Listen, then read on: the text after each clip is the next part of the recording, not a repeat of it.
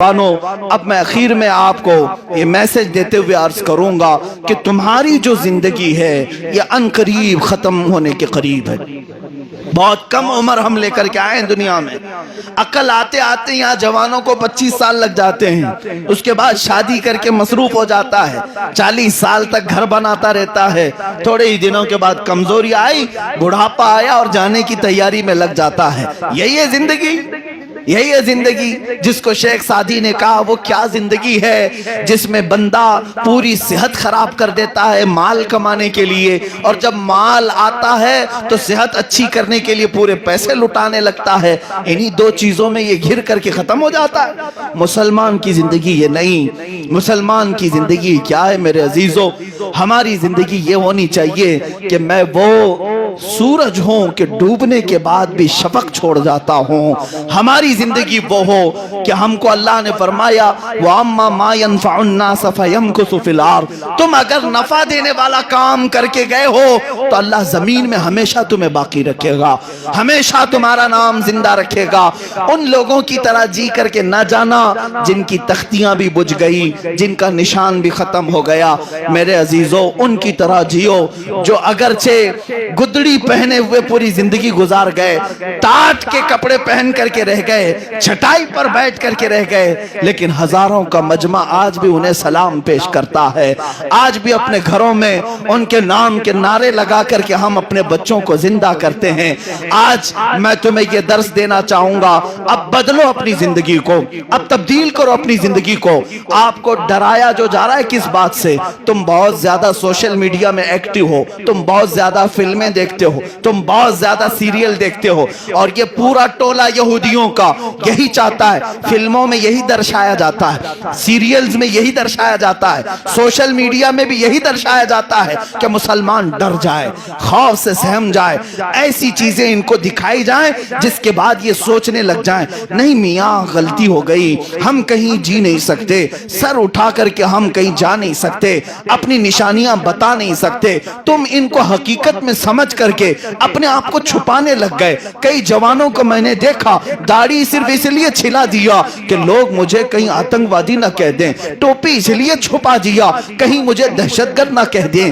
ان social media کے پروپیگنڈوں پر اور فلموں پر اور سیریلز پر تم یقین کرتے جاؤ گے تو ایک دن زندہ لاش بن کر کے رہو گے۔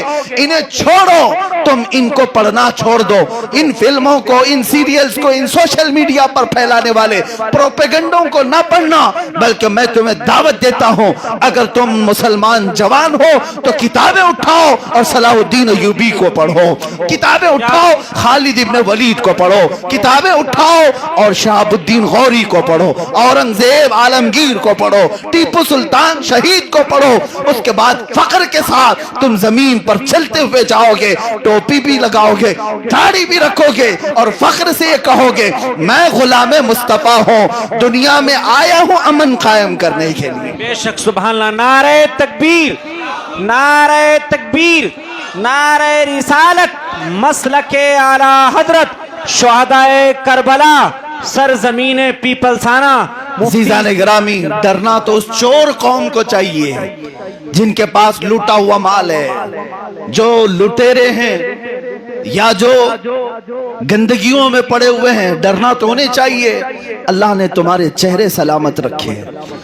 آج تک مجھے بتاؤ مسلمانوں، اللہ تعالیٰ کا کیسا احسان ہے ہمارے اوپر، جانتے زندگی میں سب سے زیادہ ضروری چیز کی طرف آدمی جھک جاتا ہے، ہوتا یہی ہے نا، لوگ جو ضروری چیز ہے اس کی طرف جھک جاتے ہیں، یہی ہے انسان کی فطرت ہے۔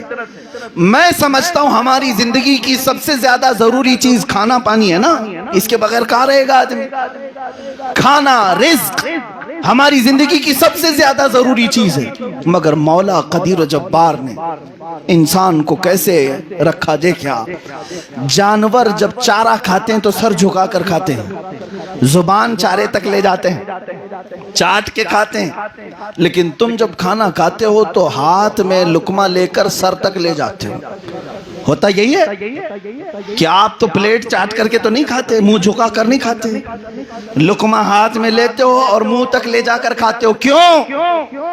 وہ رب ذوالجلال ہے جو تمہارے سروں کو رزق کے سامنے بھی جھکنے نہیں دیا، جو تمہاری زندگی کی سب سے زیادہ ضروری چیز ہے۔ اندازہ کرو، جس مولا نے تمہیں ضروری رزق کے سامنے جھکنے نہیں دیا، تم کیا یہ چھوٹی موٹی طاقتوں کے سامنے جھک جاؤ گے؟ مرد حق باطل کے آگے مات کھا سکتا نہیں، سر کٹا سکتا ہے لیکن سر جھکا سکتا نہیں۔ یہ ہماری زندگی ہے، ہماری زندگی یہی شہید اعظم حسین اعظم نے دیا ہے کہ ہم کٹ جائیں گے، پٹ جائیں گے، ٹکڑوں میں بدل جائیں گے، لیکن سر جھکا کر کے جینا ہمیں اسلام نے نہیں سکھایا۔ آج میں آپ سب سے کہتا ہوں، کیا ڈر کر کے اپنے آپ کو چھپا کر کے جیو گے؟ حضور کی عزت تمہیں پیاری ہے؟ آپ اپنے دل پر ہاتھ رکھ کر کے بتاؤ، حضور پاک صلی اللہ تعالی علیہ وسلم کا چہرہ دنیا کا سب سے حسین چہرہ تھا کہ نہیں؟ بے شک، سبحان اللہ، تھا نہیں، ہے کہ نہیں؟ جی ہے، تھا نہیں۔ حضور پاک صلی اللہ تعالی علیہ وسلم جیسا حسین نہ کوئی آیا ہے نہ آئے گا، یقین ہے؟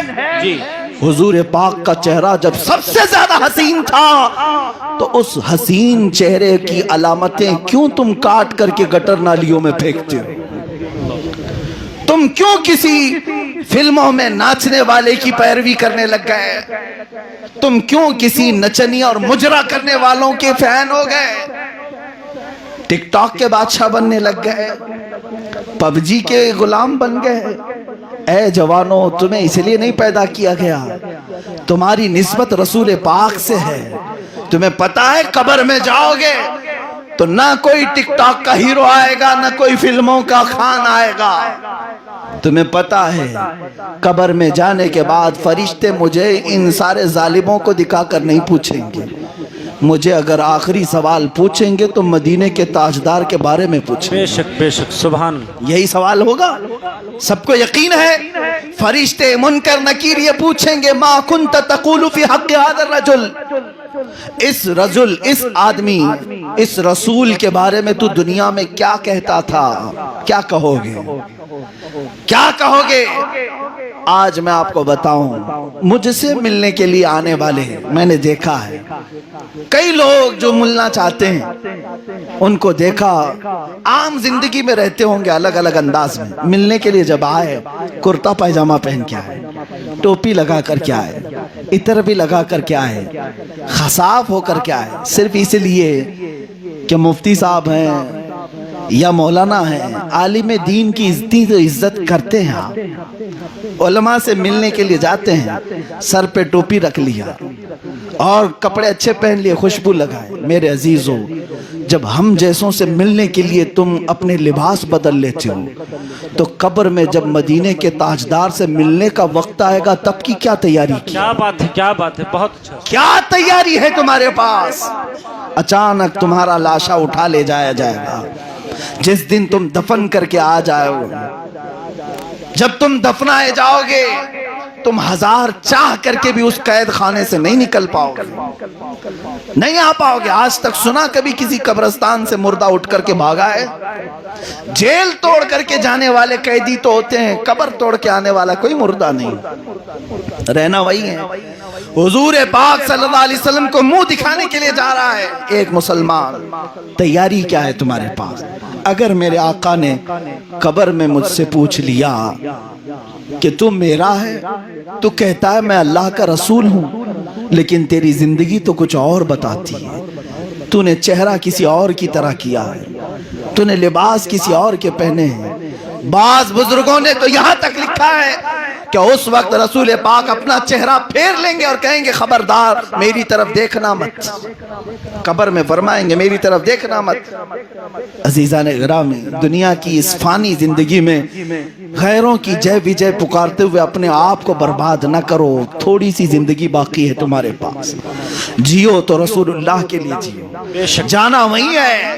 قیامت کے دن بھی میں آپ کو بتاؤں، بخدا خدا کا یہی ہے در، نہیں اور کوئی مفر مقر، جو وہاں سے ہو یہیں آ کے ہو، جو یہاں نہیں تو وہاں نہیں۔ بے شک، حضور پاک کو چھوڑ کر کچھ نہیں ہونا ہے تمہارا، نہ یہاں پہ نہ وہاں پہ۔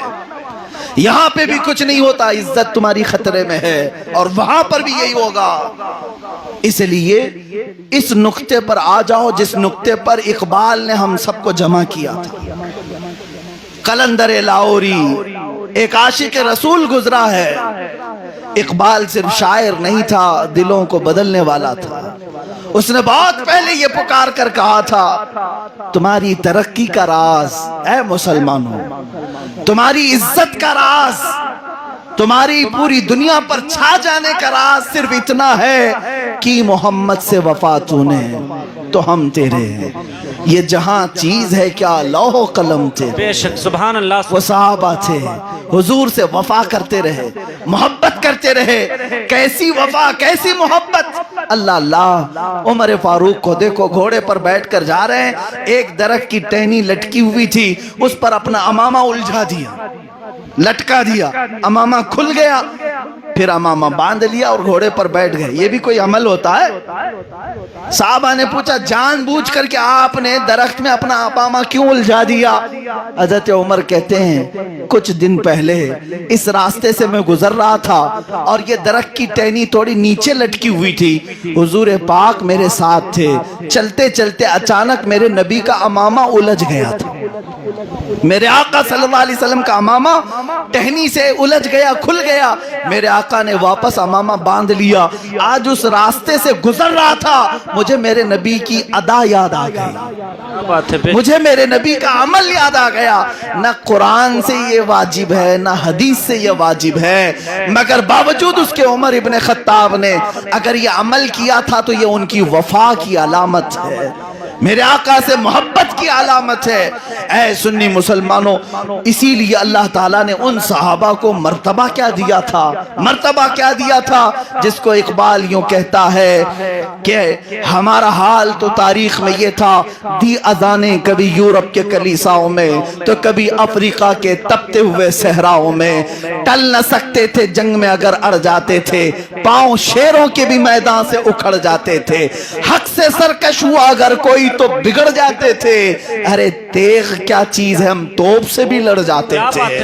یہ ہماری تاریخ ہے، ہماری داستان ہے۔ آ گیا عین لڑائی میں گر وقت نماز، قبلہ روحوں کے زمین بوس ہوئی قوم حجاز، ایک ہی صف میں کھڑے ہو گئے محمود و ایاز، نہ کوئی بندہ رہا نہ کوئی بندہ نواز۔ یہی تو ہماری تاریخ ہے، جس جگہ ہم نے قدم رکھا پرچم اسلام کو لہرایا۔